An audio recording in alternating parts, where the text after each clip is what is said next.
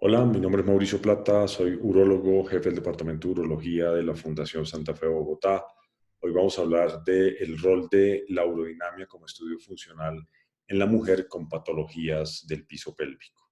Este es el Hospital Universitario de la Fundación Santa Fe de Bogotá, un hospital ubicado en el norte de la ciudad con cerca de 450 camas, en el cual contamos con la posibilidad de tener un departamento de urología que integra un servicio dedicado a las patologías de piso pélvico a través de una clínica de continencia urinaria en la cual trabajamos un grupo de urólogos, ginecólogos, coloproctólogos, nutricionistas y otras áreas importantes que nos permiten hacer de esta una patología que creemos manejamos de una manera bastante comprensiva a través de varias especialidades. Esta es la clasificación funcional de la disfunción miccional, en la cual nosotros podemos hablar de una potencial falla en el vaciamiento vesical. Y si esta falla en el vaciamiento vesical ocurre por la vejiga, hablamos seguramente de un trastorno de contractilidad del detrusor. Pero si la falla es a nivel del tracto urinario de salida, posiblemente hablamos de obstrucción, lo cual ocurre específicamente en el hombre con patología prostática, la mujer con obstrucción primaria de la uretra o una combinación de las dos. Pero adicionalmente tenemos fallas en el almacenamiento vesical. Y ahí hablamos, si el caso es la vejiga, de hiperactividad del detrusor.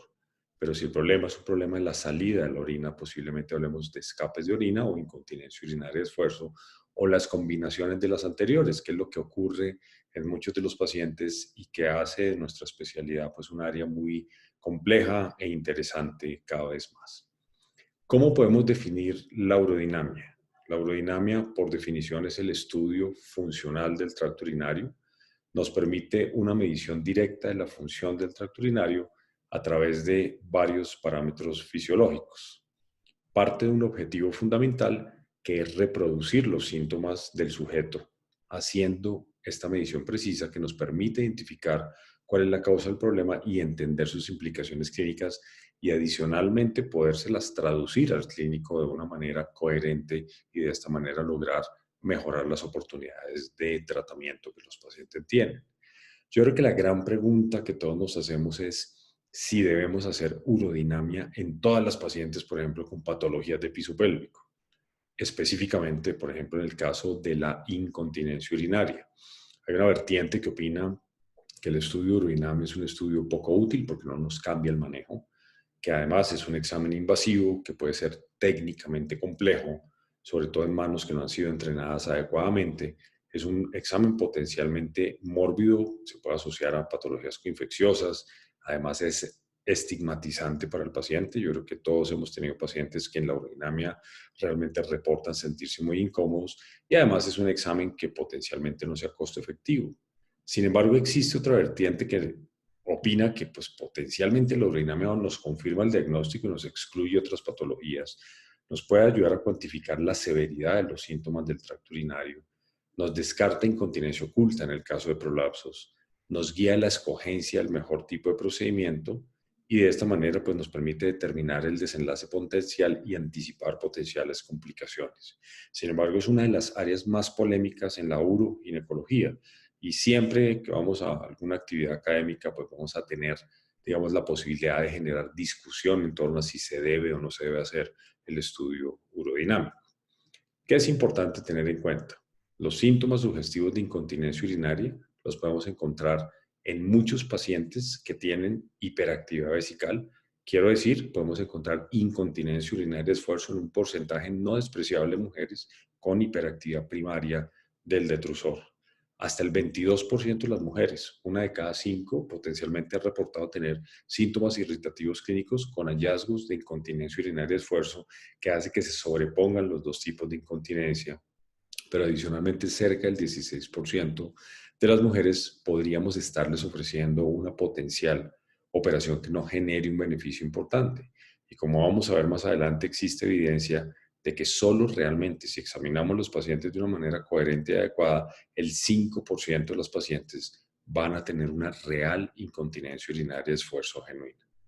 Yo pongo dos escenarios de mujeres, una mujer de 45 años en el lado 1 y el caso 2 igual, las dos tienen la misma paridad, ambas tienen incontinencia urinaria de esfuerzo, pero una tiene incontinencia mixta, una utiliza un poco más de protectores al día que la otra, no tiene antecedentes ginecológicos, mientras que la otra tiene un antecedente en la cirugía TOT hace 3 años, tiene una ICQ de 7/21, la otra tiene una ICQ de 19, un índice de masa corporal en una que es prácticamente normal, en la otra cercano a la obesidad, una de ellas tiene prolapso de órganos pélvicos y la otra no.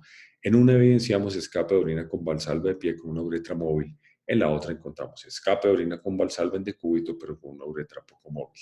Yo creo que si hacemos una levantada de manos es probable que algunos votemos sí haría urodinamia en el caso 1, sí haría urodinamia en el caso 2, otros dirían no haría urodinamia en ninguno de los dos escenarios.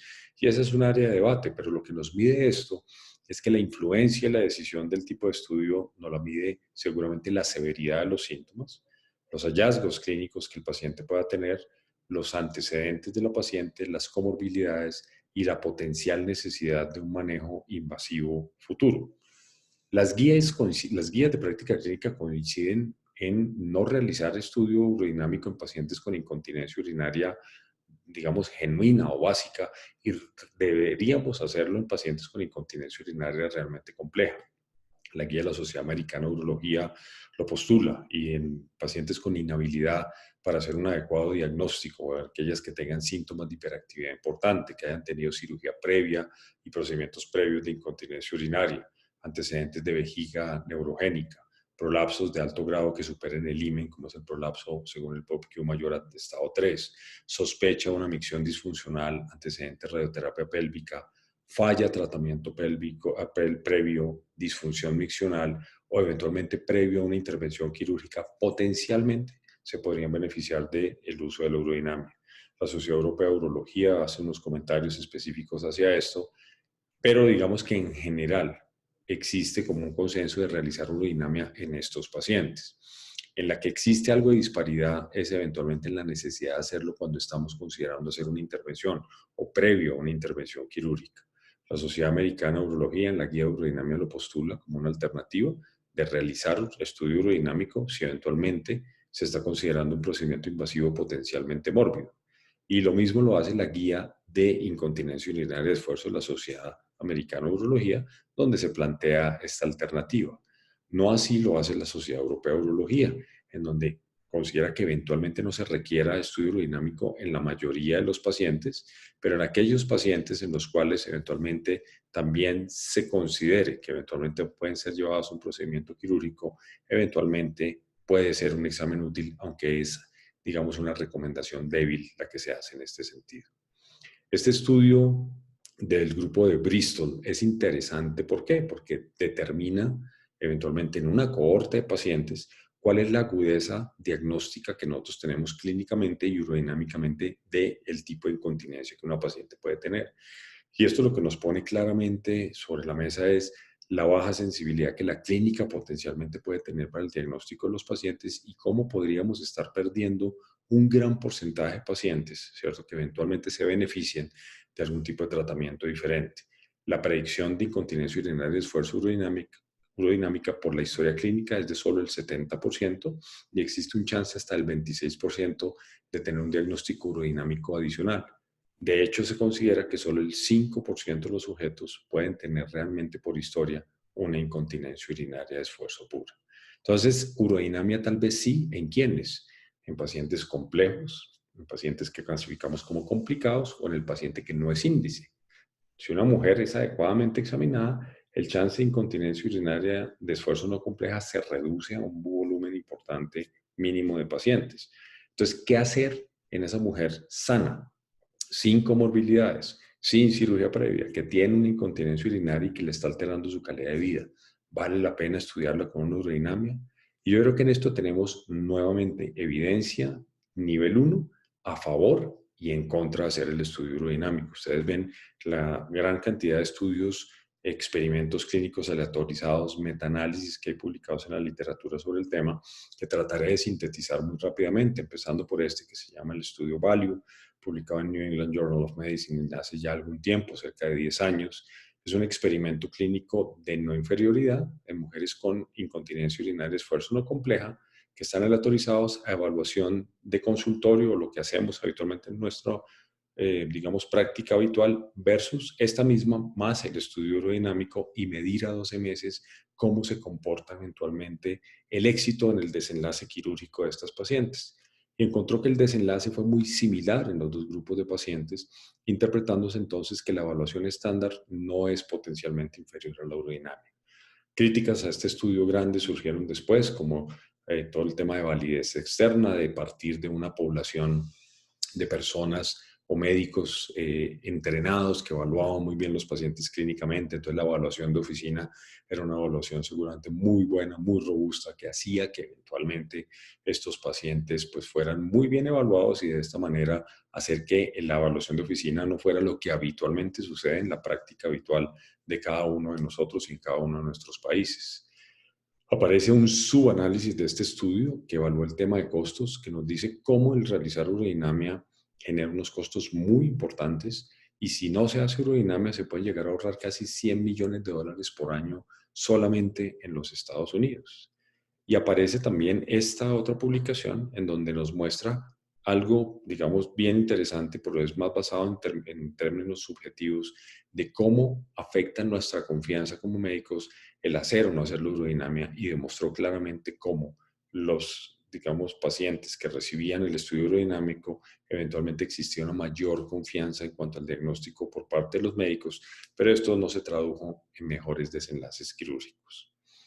Este estudio, también otro, digamos, análisis derivado de esta red de tratamiento de la incontinencia urinaria, mostró cómo eventualmente muchos pacientes en los cuales se hacía urodinamia, hasta en el 56.8% de los casos pudo potencialmente cambiarse el diagnóstico. Y la urodinamia cambia el plan de tratamiento hasta en 1 de cada 7 pacientes.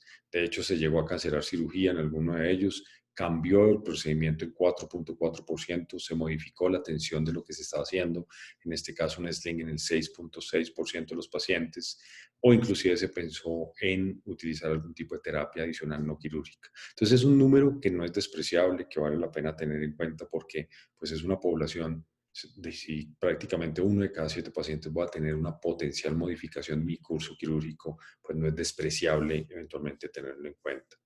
Este es otro estudio que evalúa lo mismo, pero en una población europea. Es una cohorte con un experimento clínico incrustado dentro de ella para mirar intervención quirúrgica y desenlace eventualmente con la realización o no realización de estudio urodinámico y demostró cómo la cirugía inmediata no fue inferior al tratamiento basado en hallazgos urodinámicos, nuevamente soportando no realizar la urodinamia.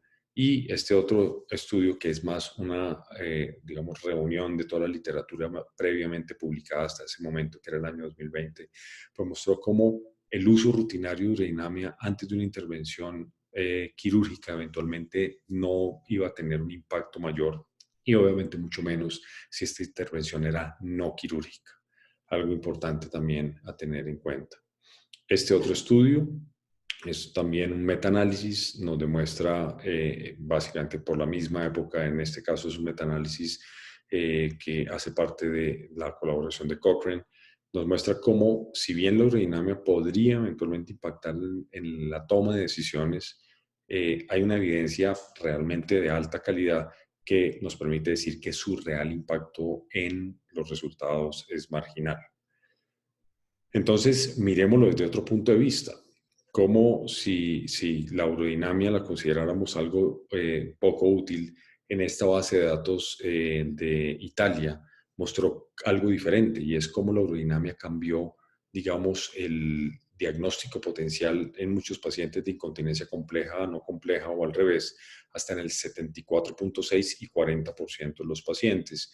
Y esta otra que es una revisión sistemática de la literatura que le da un gran valor a las mediciones de función uretral, como ya veremos, para clasificar muy bien los pacientes con base en el ALPP o la presión de cierre uretral como medidas de función uretral y decidir qué tratamiento quirúrgico se le debe ofrecer y de esta manera obtener mejores resultados. De hecho, hay experimentos clínicos aleatorizados que demuestran cómo las mujeres que tienen funciones uretrales deficientes, sospechosas de déficit esfintérico, definitivamente tienen desenlaces inferiores con cualquier tipo de procedimiento que hagamos comparado con aquellas que tienen una función uretral adecuada, algo que haría pensar que la urodinamia sí nos podría eventualmente ayudar. Y esto del grupo del doctor Dávila nos muestra claramente cómo las mujeres que tenían una presión abdominal de escape más baja, pues tuvieron mayor probabilidad de tener un desenlace quirúrgico potencialmente no favorable. Nosotros quisimos mirar en nuestra institución si eventualmente podríamos predecir ese desenlace, que es el ALPP, con alguna variable clínica, y decidimos hacer un par de modelos de regresión, un modelo de regresión logística y un análisis que se conoce con el nombre del CART. Sin embargo, en una cohorte muy grande de pacientes, estamos hablando que estamos teniendo aquí más de 1.500 estudios urodinâmicos, encontramos que las variables potenciales para predecir el ALPP son realmente débiles. El área bajo la curva hace que, digamos, el modelo es un modelo muy difícil de validar y en realidad la predicción es una predicción que es prácticamente imposible. Ahora bien, ya sabiendo este gran debate que seguiremos teniendo todavía durante mucho tiempo y que nos permite pararnos en alguno de los dos lados del río y tomar decisiones, yo me uno más a tomar decisiones a favor de seguramente hacer el estudio aerodinámico porque considero que tener la mejor información disponible de primera mano para no cometer equivocaciones en el tratamiento de los pacientes es sano y es, digamos, algo que muchos de los pacientes además quisieran hacer. Existe evidencia en un estudio de urodinamia en hombres para la evaluación de síntomas urinarios de cómo los pacientes cuando se les da la opción prefieren hacer el estudio. Quisieran ser lo mejor evaluados posibles de tal manera que los desenlaces también traten de optimizarse. Entonces, ¿qué cambia en el estudio urodinâmico en la mujer con incontinencia urinaria y con prolapso de órganos pélvicos? Yo creo que la formulación de la pregunta urodinámica, que es clave, una adecuada historia clínica y examen físico, un adecuado diario miccional, cuestionarios de calidad de vida y pruebas que ojalá los pacientes nos llegaran con toda esta información a nuestro consultorio y a nuestro servicio de urodinamia. En la historia, en el examen físico, evaluar la naturaleza de los síntomas, el tiempo que el paciente ha tenido los síntomas, cómo es la duración y la severidad de estos síntomas, qué desencadenan los eventos de incontinencia urinaria, el número de protectores que utiliza y el tamaño de estos protectores, qué tanto compromete la calidad de vida de los pacientes e idealmente utilizar algún tipo de cuestionario de síntomas y de calidad de vida. Dentro de estos cuestionarios está pues validado al español el ICQ, yo creo que muchos de nosotros lo conocemos, es una escala que mide la cantidad, la frecuencia de la pérdida y además la alteración de calidad de vida en los pacientes. Si bien no nos los clasifica en incontinencia leve, moderado o severo, sí nos permite medir sensibilidad al cambio de una manera adecuada. En muchos pacientes hacemos esto, no en todos, pero por complejidad los quisiéramos hacer en todos los pacientes, pero la realización de un diario miccional es fundamental, ojalá 3 días de diario miccional en el que midamos. Este es el mínimo, que es el volumen urinario y episodios de incontinencia, pero en el que en realidad realizamos nosotros, medimos además todos aquellos eventos de consumo hídrico que el paciente tiene durante las 24 horas.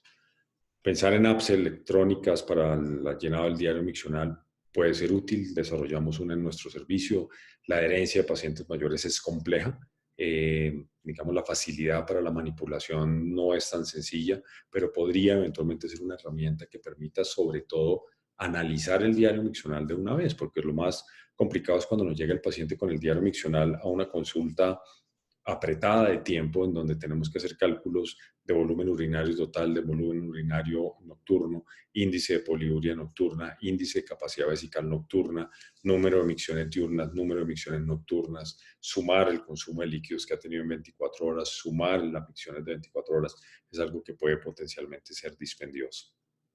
La prueba del PAT test sería ideal. En hombres lo utilizamos de rutina, en mujeres no tanto, pero creo que es una herramienta muy útil para medir también sensibilidad al cambio.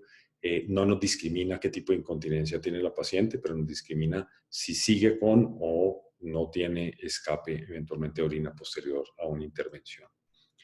En temas específicos de antecedentes, la evaluación del número de partos, sobre todo partos por vía vaginal, antecedentes de cirugía de piso pélvico como histerectomía o prostatectomía previas, procedimientos previos para corregir incontinencia o prolapso, menopausia, trastornos neurológicos, creo que son muy importantes de lograr definir en los pacientes. La patología neurológica es muy crítica porque la patología neurológica afecta el tracto urinario de manera significativa.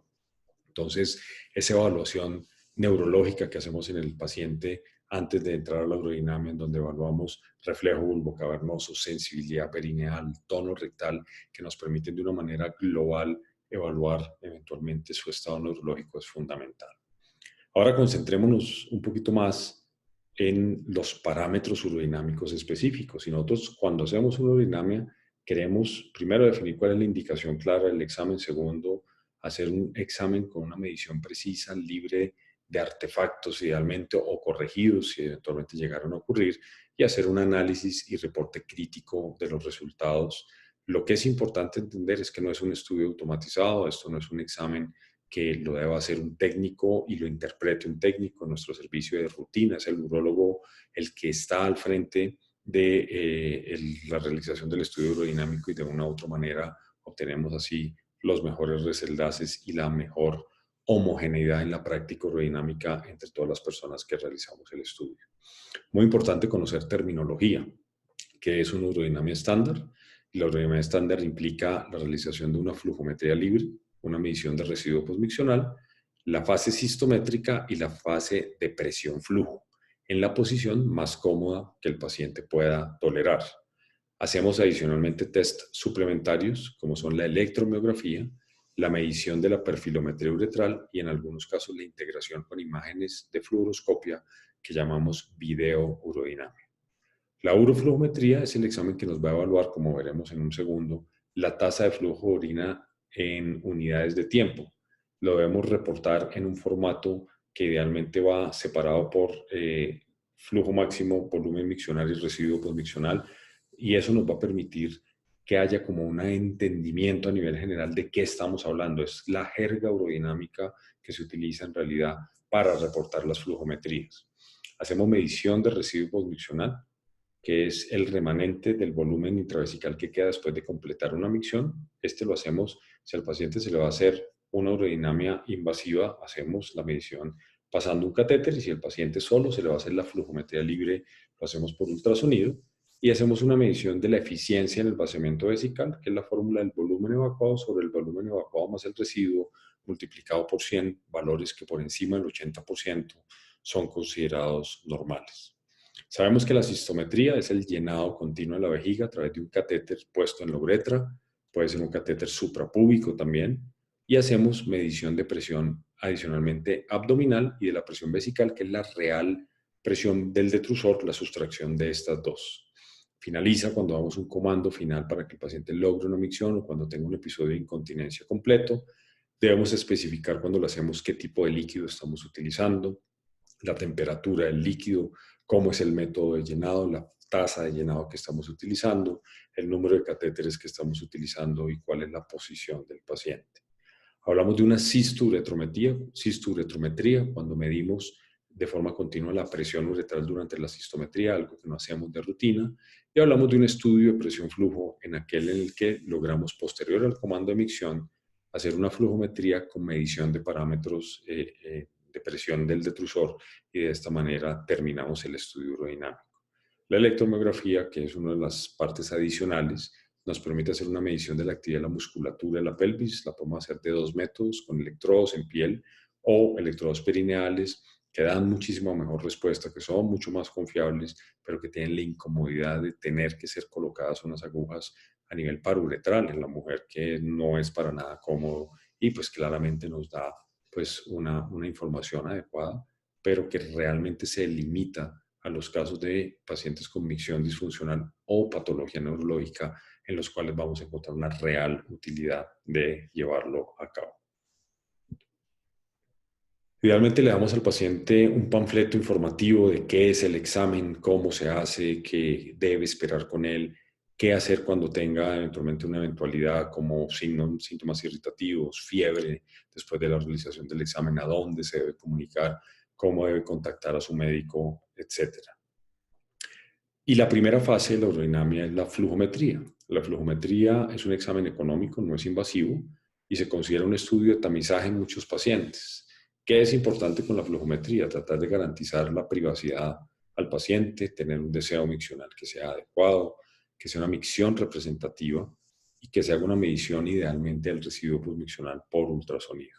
¿cierto? Yo creo que parte clave del estudio hidrodinámico y de la flujometría es evitar esto que está sucediendo, que es la, digamos, inhibición de la micción psicógena que el paciente puede hacer al sentirse observado. Yo creo que es una de las cosas más importantes a tener en cuenta y es uno de los grandes pecados del estudio hidrodinámico. La flujometría normal es la cinética, la contracción del detrusor frente a una uretra de diámetro normal y sigue esta forma de campana gaussiana en la función del flujo sobre el tiempo. No nos permite la flujometría diferenciar entre un trastorno de contractilidad del detrusor o un trastorno a nivel de la resistencia del tracto urinario de salida. Está influenciada por el pujo del paciente, está influenciada por la actividad del piso pélvico y existen unos parámetros que debemos utilizar desde el punto de vista técnico para hacerlo, como es el rango que se utiliza, que es de 0 a 50 mililitros por segundo para el flujo máximo en cuanto a su amplitud, 0 a 1000 mililitros para el volumen miccional, una constante de tiempo que habitualmente se fija en 0,75 segundos, que tenga una agudeza de por lo menos el 5% en calibración y tratar en el reporte de suavizar las curvas para evitar picos, reportar siempre el flujo máximo, el volumen y el residuo. A mí me gusta reportar también personalmente el flujo promedio. ¿Por qué? Porque el flujo máximo se influencia mucho por artefactos. Y esta es la forma en que se recomienda reportar, lo que les mencionaba, separado por un slash el flujo máximo, el volumen y el residuo condicional. Y si eventualmente se utiliza algún nomograma, reportarlo y utilizarlo. Esto lo que menciona es suavizar las curvas. Fíjense ustedes cómo este pico de flujo máximo que sería alterado y realmente no representativo, si yo no suavizo la curva, que es algo que se puede parametrizar en el equipo urodinamia, pues desafortunadamente no va a tener los mejores trazos posibles. Para mí la flujometría tiene tres opciones, o es normal, o es anormal, o es equívoca. Recuerden ustedes que no hacemos diagnósticos de obstrucción con flujometría y ese es tal vez uno de los mensajes más importantes que les quiero dejar. De ahí pasamos a la urodinamia invasiva. La primera parte de la urodinamia invasiva es la cistometría. Y en esa nos vamos a concentrar en evitar esto que está sucediendo en esa gráfica, que son artefactos, o si ocurren, los debemos corregir de manera inmediata. Y ojalá hacer una interpretación y reporte del estudio de manera inmediata. Existen recomendaciones de la International Continence Society, cómo se debe hacer esto, utilizar un equipo que mida presión vesical y abdominal con transductores externos acoplados a catéteres llenos de líquido o a catéteres con aire. Idealmente utilizar catéteres bilumen lo menos gruesos posible, 6-7 French en la mujer, para evitar el artefacto en la medición de la función uretral. Podemos utilizar un balón de presión, digamos, abdominal para la medición de la presión intrarrectal, pero esta puede ser puesta en vagina, por ejemplo, en un paciente que no tenga por antecedentes quirúrgicos de cirugía colorectal posibilidad de alojar un balón en el recto o en una colostomía. Uno podría hacer eventualmente también la medición en estos pacientes. Idealmente un equipo con mínimo 3 canales, de los cuales 2 de ellos sean de presión y uno para flujo, que en el display veamos la presión abdominal, la vesical y la presión del detrusor y el flujo en ese orden de manera ideal.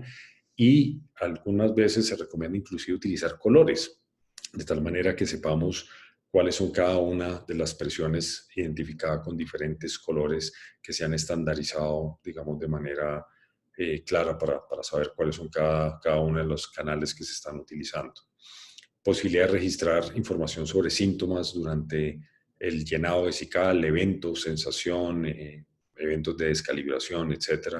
Y utilizamos una exactitud de más o menos 1 centímetro de agua, para lo cual es imperativo que hagamos una calibración de los equipos de manera sistemática prácticamente todos los días, que es algo muy importante a tener en cuenta. Ahí ven ustedes los rangos de presión que se utilizan, lo mismo los rangos de flujo y los de infusión de volumen, que creo que es muy importante tener en cuenta. Una cosa que se hacía antes era que utilizábamos una presión de 0 y hacemos ecualización con presiones en 0 y conectábamos el paciente y no teníamos en cuenta la presión atmosférica. Y eso es algo que pues claramente se ve influenciado dependiendo del sitio y la altitud en la que nos encontremos y es la recomendación actual. Por eso ustedes ven que tanto la presión abdominal como vesical nunca están a ceros, siempre están a un nivel superior dependiendo de la altura sobre el nivel del mar donde nos encontremos y la real presión atmosférica que el paciente tenga. Pero, ¿qué debemos reportar entonces en la cistometría? Debemos reportar los registros de sensación, de primera sensación o sensación de llenamiento, primera sensación de deseo miccional y el deseo fuerte de orinar, que es con el que finalizamos el estudio y que casi que se correlaciona con la capacidad sistométrica máxima. Hablamos de la actividad vesical, que la actividad puede ser normal cuando no existen contracciones involuntarias, o anormal o con hiperactividad vesical o del detrusor. En el caso de urodinamia hablamos de hiperactividad del detrusor. Si hablamos clínicamente decimos hiperactividad vesical. Entonces, algo muy importante a tener en cuenta es que la presencia de contracciones involuntarias, independiente de la amplitud que tenga, que se asocien a síntomas urinarios, son considerados hiperactividad del detrusor. Y esta puede ser neurogénica si el paciente tiene un antecedente neurológico previo o idiopático si no existe una causa definida.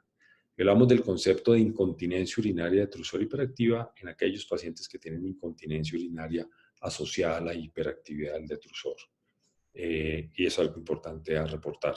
Yo acá pongo no más detrusor inestable. Todavía hay mucha gente que utiliza el concepto de unstable bladder, unstable detrusor inestable. Es un concepto antiguo, digamos que no me genera ninguna molestia. Fue sacado del argot popular. A mí lo que me hace pensar es que pues, las personas que lo utilizan de pronto no están muy enteradas de la semántica y el argot que se utiliza en urodinamia habitualmente, que esto es un concepto que desde hace más de 20 años dejó de utilizarse, pero todavía sigue incrustado en muchas personas. Parece que en el inglés la utilización del término unstable generaba, digamos, algún grado de confusión para los pacientes y generaba alguna connotación psicológica y por eso se decidió abandonarlo más por el término detrusor hiperactivo, que es el que se utiliza en este momento. Este es un trazo urodinamia donde les muestro, por ejemplo, hiperactividad del detrusor, pero también resalto otra cosa importante. Acá hay una contracción fásica del detrusor asociada a escape de orina, pero fíjense ustedes cómo la ecualización del estudio fue hecha sin tener en cuenta la presión atmosférica, algo que ya exóticamente, digamos, vamos a ver. Esto es importante, ¿por qué? Porque la medición de la función uretral cambia sus valores, ¿cierto? Si yo arranco con la línea de ceros para medir la función uretral o arranco con la línea teniendo en cuenta la presión atmosférica, las presiones van a ser completamente distintas. Entonces, tal vez es la única variable urodinàmica que realmente va a tener un impacto importante. Hablamos de acomodación, que es la relación entre el cambio del volumen vesical y el cambio de presión del detrusor. Y hablamos de una acomodación normal cuando vemos gráficamente que no hay un incremento en la presión o si hacemos el cálculo, encontramos que la acomodación es mayor entre 20 y 30 mililitros por centímetro de agua. Acomodaciones por debajo de este valor o curvas de llenado que está en ascenso progresivo y sostenido, que cuando suspendemos la infusión persisten todavía elevadas, nos hace sospechar un trastorno de acomodación vesical. Este es un ejemplo de una pérdida de acomodación vesical al final de la infusión en este estudio, donde claramente se ve un incremento en la presión del detrusor sostenida. Hablamos de alteración de la capacidad vesical o la capacidad sistométrica, que es el volumen al final de la sistometría, y una capacidad sistométrica máxima que corresponde al fuerte deseo miccional en los pacientes. Y hablamos de la medición de la función uretral. Cuando decimos mecanismo de cierre uretral normal es que se mantiene una presión positiva durante la sistometría, una en presencia de un aumento de la presión abdominal. Y hablamos de un mecanismo de cierre uretral incompetente cuando se vence esta presión, digamos, de cierre que eventualmente se puede tener a nivel de la uretra. Y eso nos deriva dos conceptos distintos. El primero de ellos es el concepto del ALPP o presión abdominal de escape, que es la presión intravesical a la cual ocurre escape de orina por aumento de la presión abdominal en ausencia de una contracción del detrusor, una medida muy útil en mujeres con incontinencia urinaria de esfuerzo. Pero ojo, hay otra medida que se llama el DLPP o el Detrusor Leak Point Pressure. Es una medida que utilizamos en el paciente neurológico. Acuérdense ustedes que los pacientes neurológicos hacen incontinencia urinaria y la incontinencia la pueden hacer por hiperactividad del detrusor, pero si esas presiones del detrusor son muy altas, eso los pone en riesgo de lesión del tracto urinario superior, falla renal potencialmente. Entonces, la presión mínima del detrusor a la cual ocurre escape de orina en ausencia de una contracción voluntaria del detrusor la conocemos como el DLPP o Detrusor Leak Point Pressure. Acá volvemos a la LPP. Esta es la medición que habitualmente hacemos. Son mediciones repetidas descartamos que el paciente tenga hiperactividad, descartamos problemas de calibración y hacemos una sumatoria y promedio que muchos de los equipos actuales lo hacen para tratar de medir este punto. El ALPP es ampliamente utilizado, poco estandarizado en su toma. Yo prácticamente como lo hago, entre los 250 y 350 mililitros de volumen, utilizando de manera estandarizada una sonda 7 French Bilumen, con el paciente sentado de pie si no hay escape, siempre verificar calibración, siempre descartar ausencia e hiperactividad. Las guías recomiendan, si uno no encuentra escape y el paciente refiere incontinencia urinaria de esfuerzo, retirar el catéter y ponerlo a toser con el balón en el recto, ponerlo a hacer maniobra o al salvo con el balón en el recto. Sin embargo, implica recateterizar al paciente, molestia para el paciente, y es algo que realmente de rutina no hacemos. Entonces, si resumimos, 5 cosas medimos en la cistometría: actividad del detrusor, sensación vesical, acomodación vesical, capacidad vesical y la función uretral, que la medimos habitualmente con la presión abdominal de escape. ¿Hay otras formas de medirla? Claro que sí. Están todos los estudios que podemos hacer utilizando la perfilometría uretral como herramienta de medición. Sin embargo, también hay muchos estudios que demuestran cómo la perfilometría uretral y la medición de la función uretral con el ALPP tienen una muy buena correlación, siendo mucho menos costoso hacer mediciones de función uretral de manera estandarizada, y se reserva la perfilometría uretral para centros académicos, para propósitos de investigación en este momento. Y pasamos al estudio de presión-flujo, que es cuando el paciente ya se le llena su vejiga, llegó a su capacidad sistométrica máxima y dice, ya quiero orinar. A ese paciente le pedimos entonces que inicie su micción y hablamos de una función del detrusor durante el estudio de presión-flujo que puede ser normal o puede ser anormal, en el sentido que el detrusor sea hipocontráctil o hipoactivo, contracción de fuerza y duración reducida, o no se contraiga, en donde no vamos a ver una contracción durante el estudio.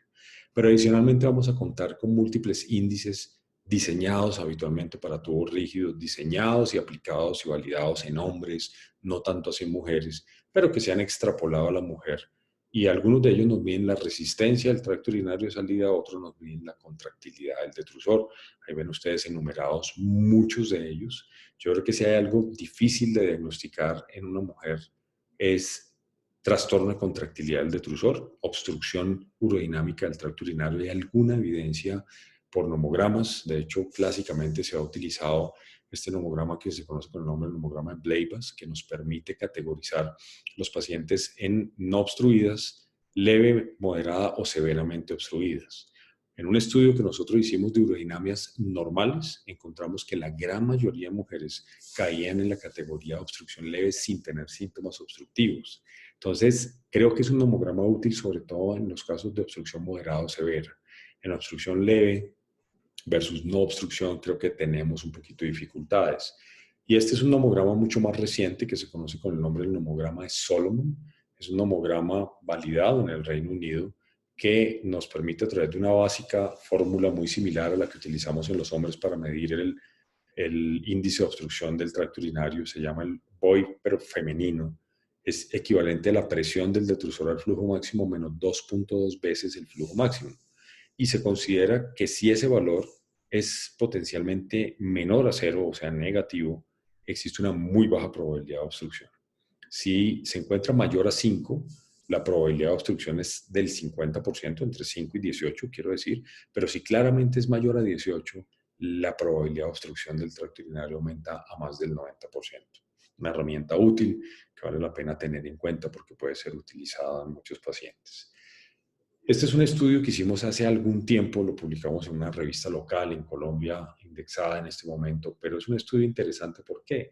Porque nos permitió entender la concordancia intraobservador del estudio urodinamico cuando el médico lee el examen inmediatamente o cuando difería su lectura. Nosotros lo que hicimos fue cegar los estudios, el médico lo leía, le borrábamos el informe y le pasábamos todos los estudios nuevamente 15 días después para que los interpretara, tratando de simular lo que ocurre cuando uno llega a leer un estudio de manera diferida. Y si ustedes se dan cuenta, el kappa o la correlación que encontrábamos, o los índices o coeficientes de correlación en muchas de las variables, fue muy malo. En reporte de acomodación vesical, en el mismo reporte de la LPP, en el reporte de obstrucción del tracto urinario, en el reporte de sensación vesical. Entonces, digamos, se ve altamente influenciado por estas variables y es algo que es muy importante a tener en cuenta. Ahora bien, hay una parte complementaria al estudio urodinámico que es la videourodinamia. La videourodinamia es la medición simultánea de parámetros urodinámicos con imágenes del tracto urinario inferior. Habitualmente utilizamos la fluoroscopia para este propósito. Entonces nos permite una integración anatómica y funcional. ¿Todos los pacientes lo requieren? La respuesta claramente es no. ¿Qué pacientes eventualmente se benefician de ella? La guía de la Sociedad Americana de Urología nos recomienda hacerlo en pacientes con patología neurológica y riesgo de vejiga neurogénica, ¿cierto? En donde pues claramente hay una recomendación y en ciertos casos seleccionados para localizar el nivel de obstrucción. Entonces, en mujeres con sospecha de micción disfuncional puede tener un rol, en pacientes pediátricos tiene un claro rol, en pacientes con antecedentes de cirugía previa y sospecha de obstrucción del tracto urinario tiene un rol la realización del estudio videourodinámico. Y la ICI nos da algunas recomendaciones adicionales. Nos dice, miren, pacientes con incontinencias complejas, cirugías previas, patología neurológica asociada, patologías como divertículos uretrales, estrechez de uretra, reflujo vesicuretral, utilicen la videourodinamia como herramienta. Esta es nuestra sala de videourodinamia. Hacemos por lo menos unos 15 estudios de videourodinamia a la semana en la Fundación Santa Fe. Arrancamos con el paciente haciendo una urodinamia completamente normal, pero simplemente lo que hacemos es cambiamos el líquido de infusión por un líquido contrastado. Hacemos una primera placa simple y posteriormente hacemos algunas mediciones durante la cistometría. Dependiendo de cada caso en particular lo vamos midiendo y dependiendo de los eventos que el paciente tenga, pero hacemos prácticamente unas 3 o 4 tomas durante la cistometría. Posteriormente hacemos un giro del arco en C a posición oblicua o lateral para tratar de mirar cómo es el proceso de eliminación y ver si existe eventualmente una posibilidad de obstrucción del tracto urinario, como ustedes lo ven acá abajo, ¿cierto? Donde esta paciente pues claramente tiene unas presiones de electrosur elevadas y una estrechez de la uretra documentada por el estudio videourodinamico. ¿Qué es importante también? Entender el uso de catéteres, qué tipos de catéteres debemos utilizar, la clara recomendación del uso del catéter de doble lumen, que genera un costo adicional para cualquier servicio que haga urodinamias o para cualquier pagador de urodinamias, pero claramente es el estándar de práctica. Si yo utilizo 2 sondas monolumen, pues voy a ocluir la uretra y la probabilidad de encontrar algún artefacto en la medición de la LPP, por ejemplo, es complejo y es importante tener en cuenta. Una pregunta es, ¿qué debe tener un equipo de urodinamia como mínimos? 3 canales de medición que nos permita medir flujo, presión abdominal y presión vesical. El otro canal es un canal, digamos, automático que se da, que es el de la presión del detrusor. Un monitor, un medidor del volumen infundido y eliminado que sea fácilmente identificable. Un registro que sea en tiempo real y la posibilidad de grabar información acerca de sensación y comentarios adicionales que surjan.